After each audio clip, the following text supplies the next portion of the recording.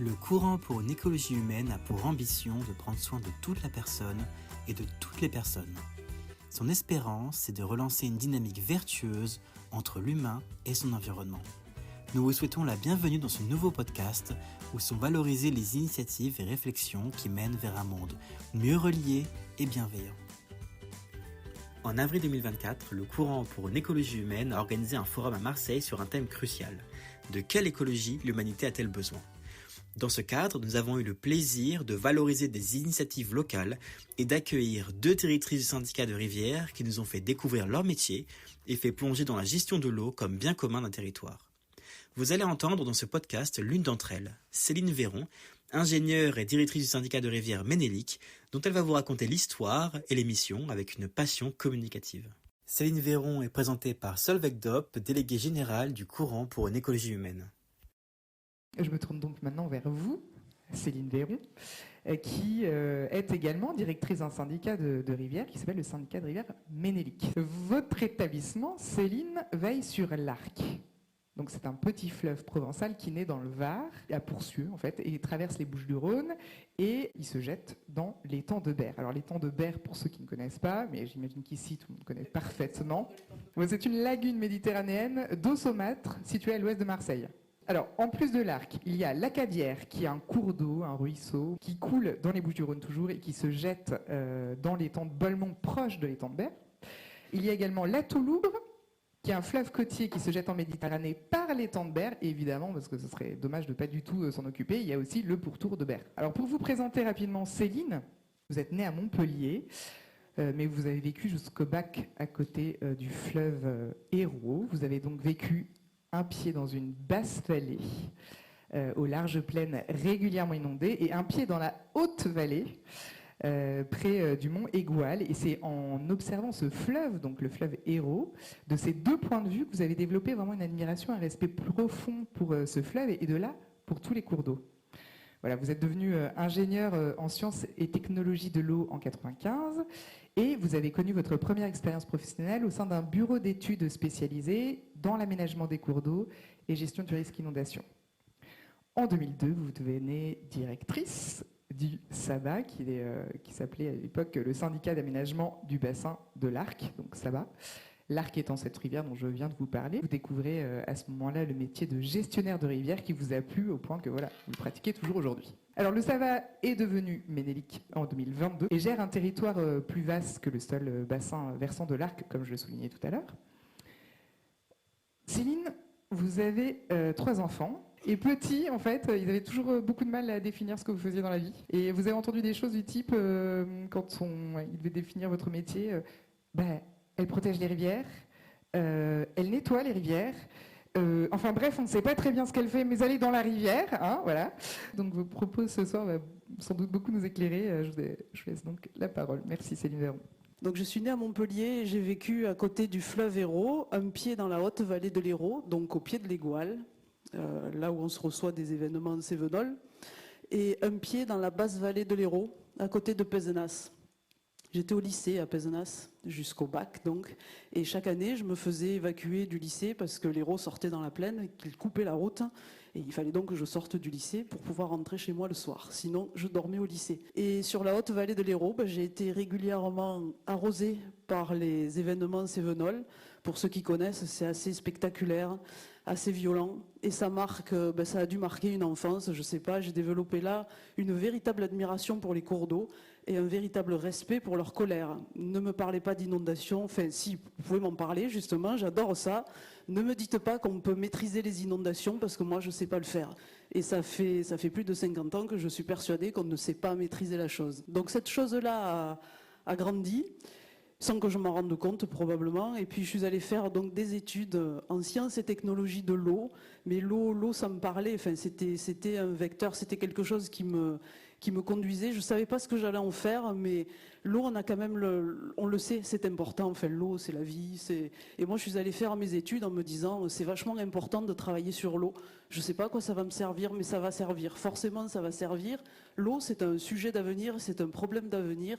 Donc, si je suis ingénieur dans ce domaine-là, malheureusement, j'aurai du boulot. Et ces études-là, elles ne m'ont pas plu du tout. J'ai failli même abandonner, tellement c'est horrible de faire de l'hydraulique, tellement c'est horrible de faire de la mécanique des fluides.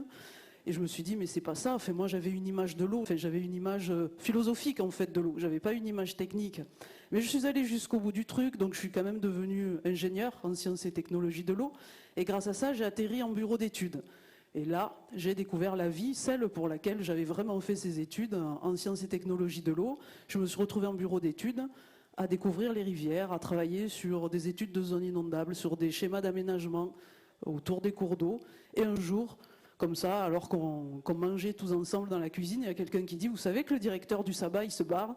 Ils sont en train de recruter au Saba. » Donc le Saba, c'est le syndicat d'aménagement du bassin de l'Arc. Et là, je me suis dit « Mais ça y est, c'est mon tour. C'est mon tour, je tente ma chance. » Et puis je suis arrivée, mais remontée comme un coucou. Et ils n'ont pas pu faire autrement que de me retenir. Donc ça fait 22 ans, je crois, que j'y suis.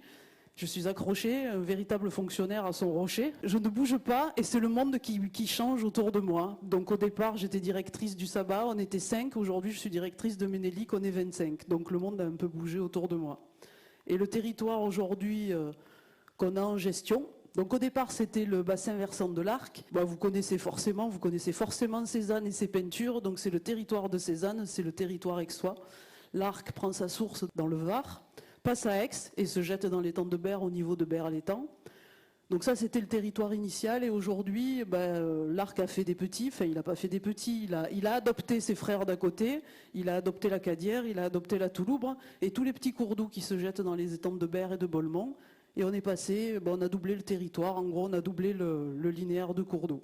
Sur ce territoire, il y avait un syndicat qui s'appelait le syndicat d'aménagement du bassin de l'Arc. Donc à Yêtre, je vous raconte la petite histoire, c'était le Saba. Le Saba a enfanté Ménélique, Ménélique étant le fils de la reine de Saba. Parce que si vous cherchez ce que veut dire Ménélique, vous ne trouverez pas. Donc Ménélique, c'est le fils de la reine de Saba et du roi Salomon. Voilà pourquoi Ménélique. Donc vous aviez un syndicat de rivière sur l'Arc, mais vous en aviez un aussi historiquement sur la Cadière et vous en aviez un aussi sur la Touloubre. Je vous fais des raccourcis, mais je me retrouve avec un territoire qui est 2 fois plus grand et qui a des histoires multiples. On hérite aussi du pourtour de l'étang de Berre avec une histoire particulière. Comment on fait pour faire quelque chose de commun? Comment on écrit une histoire en commun sur un territoire qui a des cultures multiples, qui a une histoire multiple, mais qui aujourd'hui a un pilotage unique? Il n'était pas question au sein de la structure de faire un pilotage Arc, un pilotage Cadière, un pilotage Touloubre. Donc comment on se sort de ça? Je ne savais pas trop comment m'y prendre, avec l'idée quand même que c'était probablement une histoire d'homme à comprendre et à analyser pour réussir à créer une histoire commune. Donc comment je m'y prends là? Déjà, je recrute une anthropologue, ça peut m'aider. Recruter une anthropologue pour aller ausculter le territoire et pour comprendre ces différents territoires que je ne connaissais pas, pour arriver à écrire une histoire commune. Donc ça a commencé comme ça. Alors cette anthropologue, elle a commencé par faire un travail, elle parcourt les communes, donc il y a 57 communes aujourd'hui qui composent le territoire, et elle a commencé par faire un travail exploratoire auprès des élus.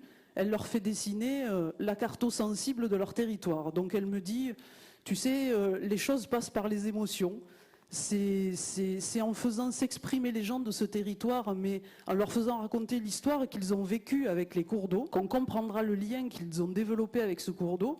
Et nous, ça nous permettra de bâtir là-dessus et d'imaginer des projets qui auront du sens pour ces élus-là déjà, et puis pour les riverains du territoire. On se nourrit en fait de ces histoires d'hommes et on essaie de mettre dans nos actions l'histoire des hommes et l'attachement qu'ils ont à leur territoire pour bâtir les projets. Alors, j'ai quelques exemples. On travaille avec elles sur de la participation citoyenne. Quand on travaille sur des projets, on essaie de partir, encore une fois, de l'être humain, de comprendre le lien, l'attachement qu'il a à son territoire et à la rivière pour bâtir nos projets et imaginer les projets avec eux. On travaille en ce moment avec des riverains d'un quartier d'Aix, des riverains qui sont inondés, qui ont été inondés régulièrement et qu'on a retrouvés dans un état de colère absolument... Enfin, j'ai cru que j'allais me faire tuer lors de la première réunion tellement ils étaient violents et agressifs. Et on leur a proposé de travailler avec nous, d'imaginer les aménagements dans leur quartier pour essayer de se protéger contre le risque inondation. Ils tombaient des nues. Ils n'imaginaient même pas qu'une collectivité puisse leur proposer d'intégrer un groupe de travail et qu'ils puissent être force de proposition. Donc aujourd'hui, on a des groupes de travail avec cette dizaine de riverains où on se retrouve le soir au bureau, on mange ensemble au bureau et on travaille sur des solutions possibles pour les protéger contre les inondations. Je suis sûre qu'on n'y arrivera pas à les protéger contre les inondations, mais on ne peut pas le leur dire brutalement de cette façon-là. Il faut que le deuil se fasse avec le travail. Mais ce qu'on a gagné, en tout cas, et ce qu'on a déjà gagné, c'est que ces gens-là, ils ne se parlaient pas. Ils étaient inondés, ils avaient quelque chose en commun, qui était l'inondation, mais ils se protégeaient les uns contre les autres, en fait. Chacun érigeait ses murs, chacun érigeait ses digues, et ils se sont rendus compte là que la digue qu'ils érigeaient eux-mêmes perturbait le voisin, parce que celle du voisin les perturbe eux-mêmes. Et lors du dernier atelier qu'on a fait, le soir, quand on s'est séparés, ils nous ont dit, mais en fait, si on détruisait tout, et si on réimaginait tout, mais tous ensemble, avec quelque chose de cohérent à l'échelle du quartier.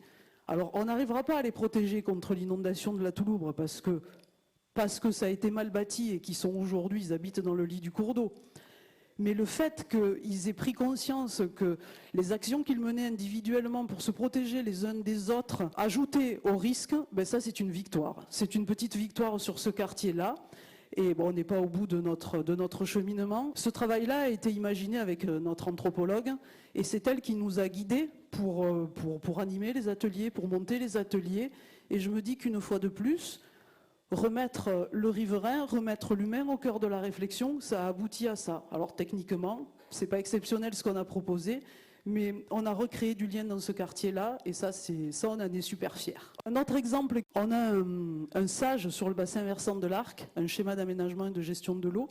On a animé des réunions publiques pour animer de la concertation du public. Et plutôt que de faire une réunion comme ce soir, où on était au micro, où on racontait le sage, alors voilà, on a fait jouer les gens. En fait, on avait créé un jeu participatif, et les réunions publiques, on faisait jouer les gens pour qu'ils imaginent le territoire dans 20 ans avec un sage qui aurait été parfaitement efficace sur la ressource en eau, sur la gestion des rivières. Alors on disait projetez-vous, alors c'est le fil rouge du jeu, mais projetez-vous et imaginez le sage avec nous, écrivez-le avec nous, rêvez le territoire de demain et aidez-nous à l'écrire. Donc c'est une façon d'animer une réunion publique aussi, où on remet au centre de la réflexion le rêve du citoyen sur le territoire qu'il a dans 20 ans.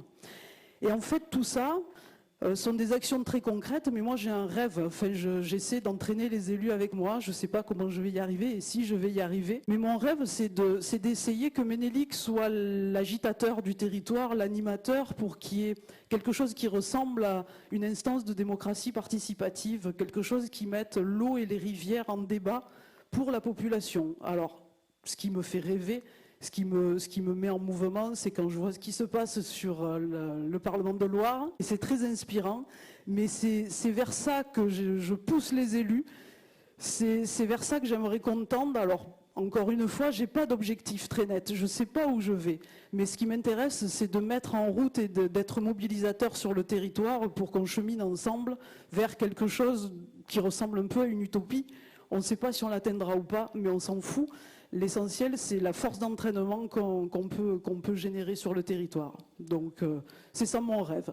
Il me reste peut-être encore quelques années pour le faire aboutir.